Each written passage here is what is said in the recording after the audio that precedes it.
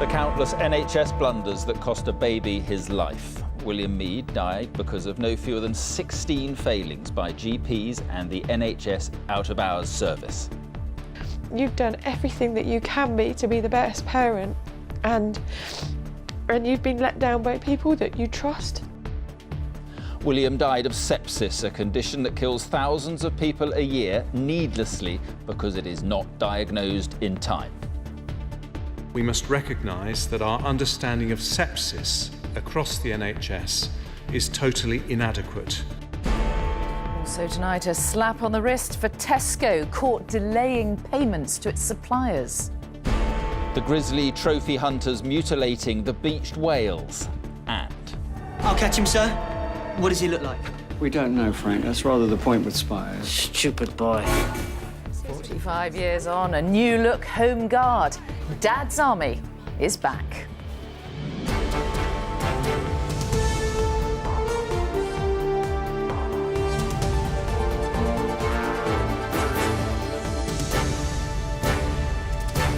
This is the ITV Evening News with Mark Austin and Mary Nightingale.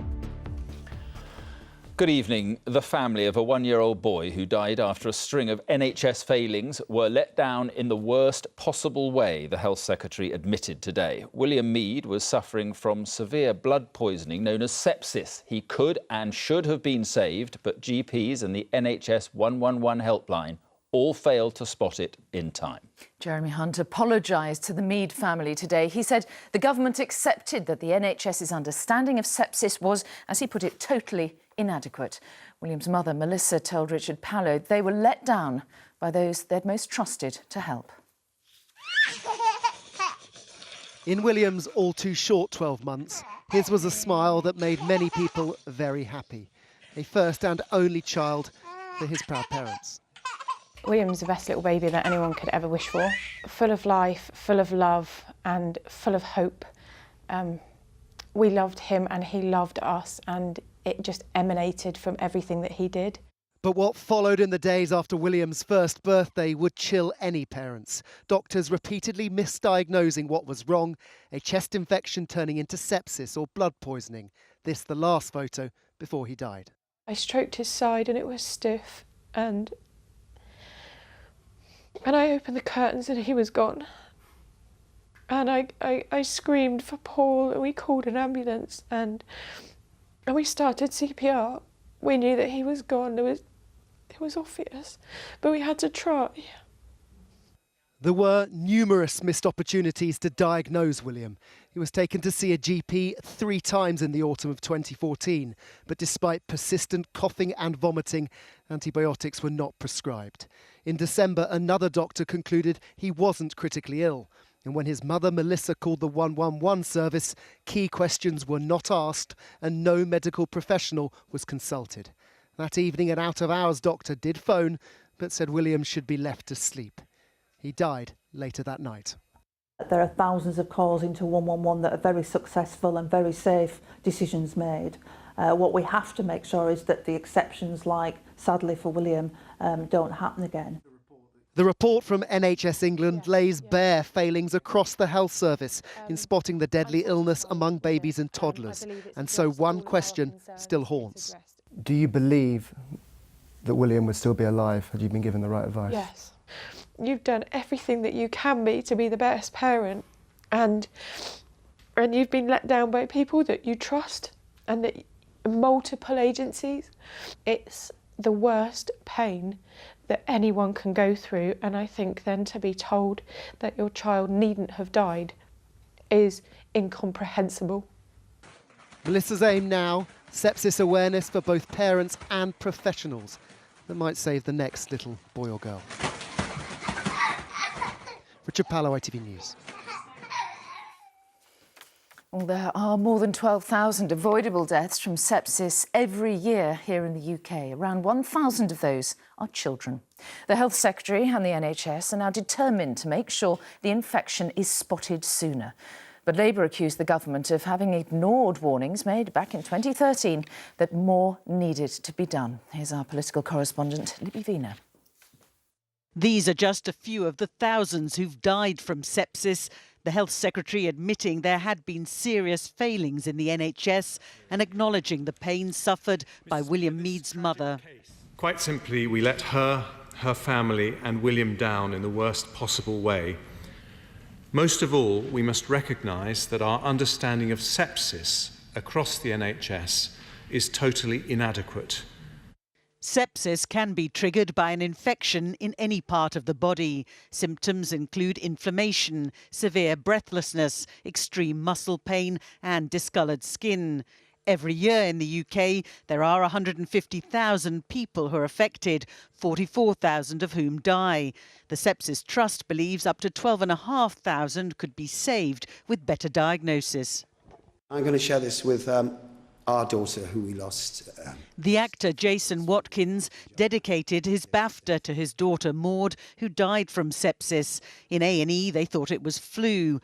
Her mother, speaking for the first time, said she just believed what the doctors told her. Before you lose a child, you just trust the system. You think, oh, well, a doctor has just told me that my child is fine. So I went with it, I believed it. And then you don't expect to go and find your child dead in the morning. You can't help but think, well, why didn't somebody just stand there with a bell clanging sepsis? Is there, could this be present? Labour also say it's not just the 111 service that needs reform, claiming ministers should have acted sooner on a report by the Ombudsman back in 2013 on hospital procedures. The fact that it took another 2 years until the government published their action plan about sepsis, I don't think is acceptable. Change can't come soon enough for Maud's parents. Surely a civilised country should be able to cut through all that and implement these things quickly and decisively to prevent things like our story and Melissa Mead's story. The pressure is now on the NHS to improve. Libby Vina, ITV News, Westminster. The very real dangers of sepsis. Well, our health editor, Rachael Younger, is in Westminster. Rachael, strong words and promises from Mr Hunt today. What are the chances that this case will change things? Well, I think the bravery of William and Maud's families in speaking out about this will go some distance to raise the issue of how difficult it is to diagnose sepsis in children. What's more difficult is the thornier issue of how much change can be realistically delivered within NHS 111. Now, Jeremy Hunt talked about widespread radical reform, but the operators who pick up those phones get just 10 weeks training, and no matter how you might tweak the computer-generated algorithms they rely on, that still will never get the kind of reasoned judgment that clinicians deliver. Now, there is still no minimum ratio in terms of the number of clinicians at those call centres to non-clinician call handlers. And at the very best ones, they are plentiful. At the very worst ones, it's far more difficult. And it is tricky, given that and the cash-strapped nature of the NHS, to see how these fundamental reforms can be delivered. All right, Rachael, thank you very much indeed for that. And by the way, there is more information about sepsis on our website, including, crucially, the symptoms of this dangerous condition. So head to itv.com/news for that. OK, well, moving on now. The supermarket giant Tesco deliberately delayed payments to its suppliers so that it could protect its profits. And that's what a watchdog has found. The Groceries Code adjudicator said in some cases the company, which is one of the world's biggest retailers, failed to pay for 2 years. Tesco will now be forced to change its relationship with suppliers, but will not be fined, as our business editor Joel Hills explains. Winning a contract to supply Britain's biggest supermarket should be a ticket to the big time. It almost put Move Free out of business. Now, this is a statutory demand, and this is a pretty extreme measure to get money off somebody. The company had to take legal action to recover the £6,000 it was owed. Tesco paid, but 4 months late. It was Christmas time, so we wanted to give staff Christmas bonuses as well as their salary. So not being able to pay the staff, that was It's just incomprehensible. We all like low prices, and Tesco is free to negotiate as hard as it likes with the suppliers that fill its shelves, but it has to do so lawfully and fairly. And between June 2013 and February last year, it did not. Remember, during this period, Tesco was under pressure from the discounters, and it had a strategy, a deliberate one, of protecting profit margins by not paying back money that was owed. What shocked me most was how widespread the delays in payments were. I spoke to many suppliers. I had a lot of evidence covering an 18-month period, and there was just so much of it. From now on, the Groceries Code adjudicator will force Tesco to pay the balances it owes suppliers in full. The supermarket will also have to correct invoicing errors within 7 days. But Tesco avoids what could have been an eye-popping fine of up to 1% of its sales because the government delayed awarding the adjudicator that power. Tesco's ruthless pursuit of profit has landed the company in all sorts of hot water, but the new-ish chief executive insists lessons have been learned. I accept what's in the report, but we've drawn a line under the past and we've set about changing the business completely, and I see an awful lot of feedback that actually those changes are appreciated by our suppliers. You may be sceptical, Move Free certainly is, but even the adjudicator believes the culture at Tesco has shifted. The question is, were similar things going on at other supermarkets? Joel Hills, ITV News. Right, still to come on the ITV Evening News, the macabre trophy hunters scavenging on the bodies of dead whales. And who do you think you are kidding, Mr. Hitler? Don't panic, don't panic. Dad's Army marches back to the big screen. Those stories and more after the break. Join us then. I'm not panicking. No. Not much.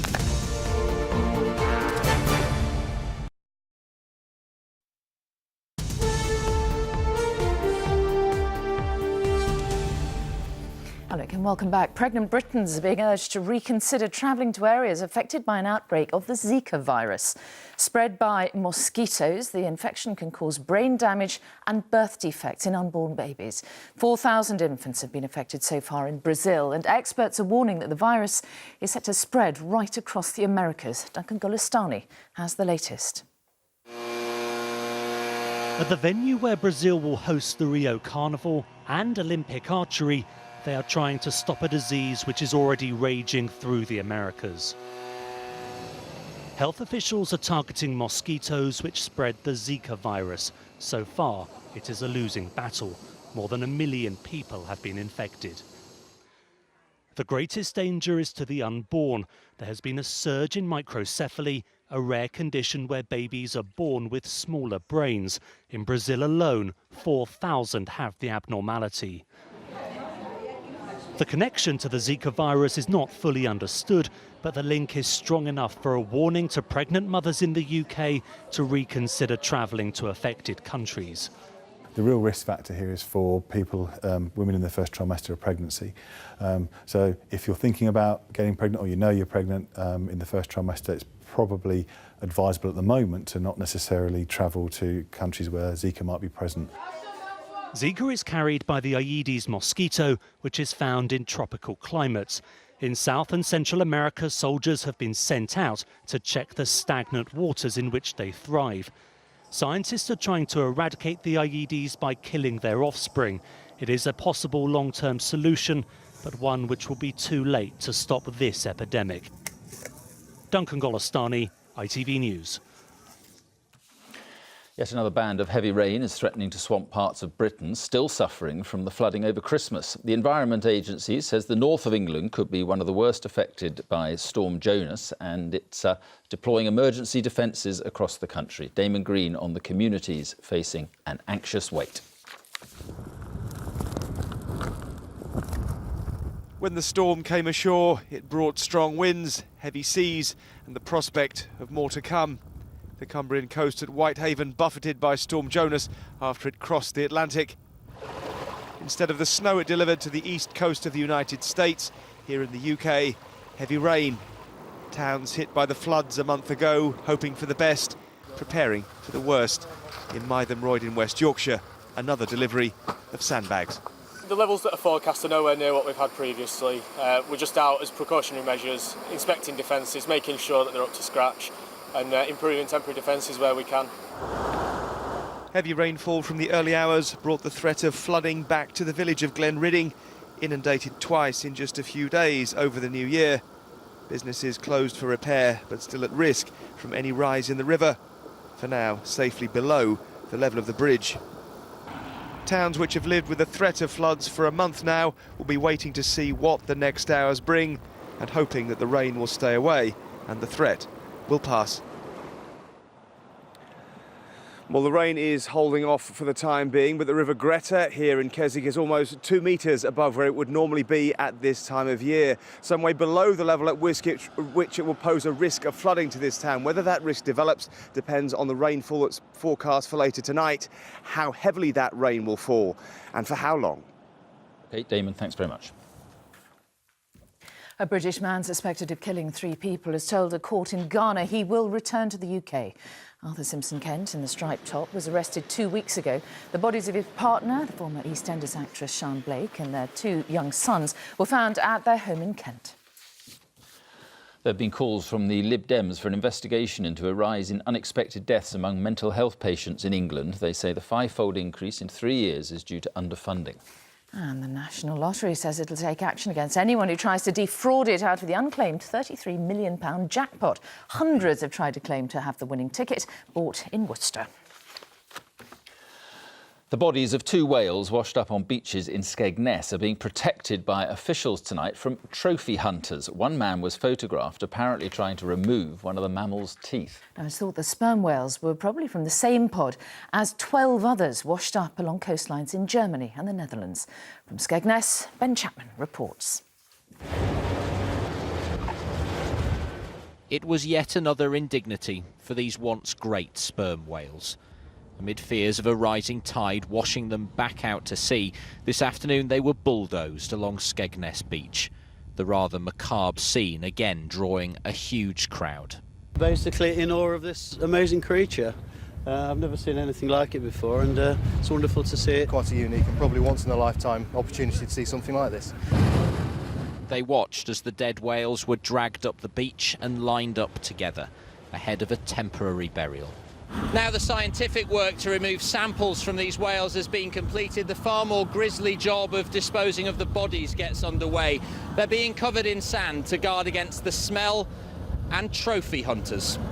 Last night, a man was pictured removing the teeth from one of the whales, which police say is a crime. Saddened to see that people are taking bits off them and also spraying graffiti on them. You know, it's a tragedy that these, they're fully protected.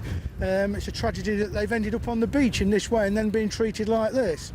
It's thought the 5 whales beached on the east coast at the weekend could be from the same pod as a number washed up in Germany and the Netherlands in recent weeks. Officials here will have to decide within days what to do with them. Working out how they came to be here in the first place will take many weeks. Ben Chapman, ITV News, Skegness. And finally tonight, more than 45 years after they first marched a bit raggedly onto our TV screens, Dad's Army are back with a new look and a new movie. Yes, the cast may be different, but the characters are the same as those who made it one of Britain's best-loved comedies. Nina Nanar is at the film's premiere in Leicester Square tonight. Nina. Well, undoubtedly among the crown jewels of British television. At its height, Dad's Army was getting something like 20 million viewers per episode. And in the many years that it's been repeated ever since, it is still getting millions of people watching. So now what we have is a very bold attempt to turn that TV magic into a box office hit. Who do you think you are kidding, Mr. Hitler? It was the famous theme tune that invited millions to sit back and laugh. Your name will also go on the list. What is it? Don't tell him, Pike. Pike. A comedy series that ran from 1968 for 9 years and has simply imprinted itself in the minds of TV viewers ever since. You stupid boy. Now the Home Guard is back. Stupid boy. The much anticipated return of Dad's Army, but this time on the big screen, and with the blessing of the original series creator, who simply says it worked back then because it was funny. There was magic Because the audience laughed. And when the audience laughed, the actors knew how to time it. Some sort of code. What sort of language is that? German, Some of the best-known actors in Britain have taken on the task of bringing Dad's Army to a new audience. I hope what we've done is honour the tradition of it and extend it into a movie format. So it has to be different because it's a movie. But I hope that we've, crossed our T's and dotted our I's as far as the fans are concerned. It has been their most daring mission yet, but can this home guard conquer the box office? Nina Nanar, ITV News. It's a toughie. Can you recreate that magic? Quite a lot to live up to. Absolutely. Wouldn't dream of calling you a stupid boy, obviously. No way. So, don't panic. Tom Bradby's here at 10. From me and all the team, all of us. Have a good evening. Bye-bye.